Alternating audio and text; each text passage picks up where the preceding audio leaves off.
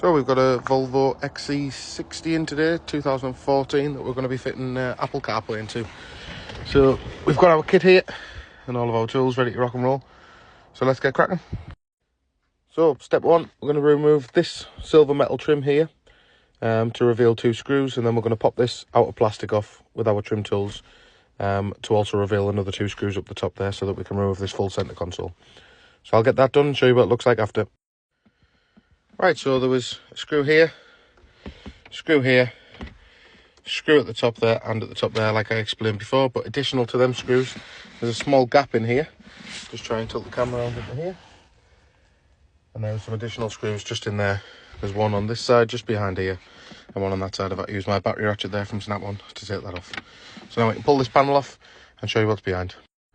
So just round to the left hand side here, there is a green plug that's just situated just under here, with a couple of extra clips on there to be removed as well before you can lift this unit out.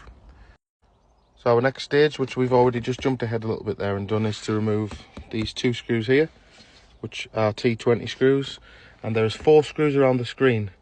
One there, and then there's 2 behind this piece of plastic here, but this is quite a flexible piece of plastic. Once you lift the clips out of the place, take them out, you can kind of move it around to get those screws out. So that's what we've done. So we'll remove the screen and the unit and then we'll go from there. So that's the screen removed, just 2 basic plugs there on the back of it once you get that out. And then obviously we need to unplug our radio here, which we do have a selection of plugs. This one here is a quad lock plug, so it's got a little squeeze trigger at the back there, which you then lift the lever up and that pops out, as easy as that. Alright, so I'll get the other ones unplugged and then I'll show you what we're going to do with the rest of the wiring. So this is the product that we have. This is from a company called Bavarian Automotive. This has been supplied by the customer, so this is not any form of affiliation, so I don't get paid for this. So looking at the plugs that we've got there, we've got the LVDS cable, which is going to be this one here. So that's the blue end there that goes into there, and then this one is going to go in between that cable and the screen. So that allows that to then display whatever imaging's inside this box on that screen up there.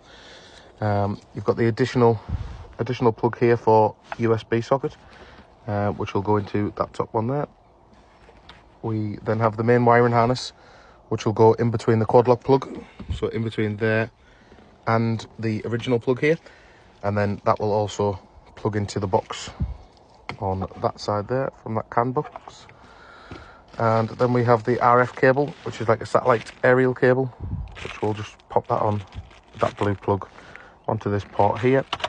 And then I believe that is it. So we'll get all them cables connected up and then we'll go through functionality and how things work and what else we need to do. Catch you in a minute. So we're over on the left hand side of the vehicle where the glove box is now, and we're going to remove this glove box just so we've got somewhere to put our MMI box there to fit into the vehicle. So let's just take a little look. So there's a small selection of screws kicking around. There's another one up there at the top here. So we're going to remove those, and there's another one there at the back as well. So there's 3. And then I would also assume that there is a few underneath there. Yeah, one here and one there. So we'll remove them and take the glove box out now. So we've dropped them 2 T20 screws out the bottom piece of plastic there to uncover those 2 8mm screws holding the last bit of the glove box in. So we'll remove them and take the glove box out.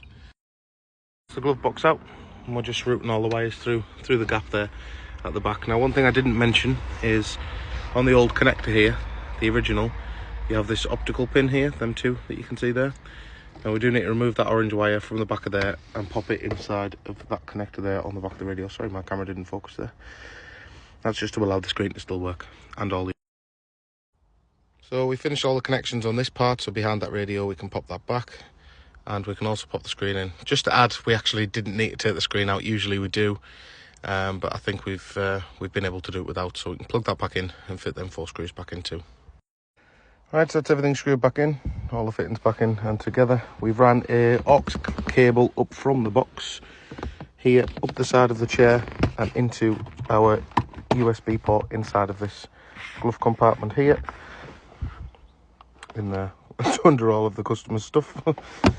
So that'll allow our audio to work. So we're going to give it a little test run now, make sure everything's working before we tuck all the cables in, tidy it all up and put all that box back in. Alright. So that's us all complete there.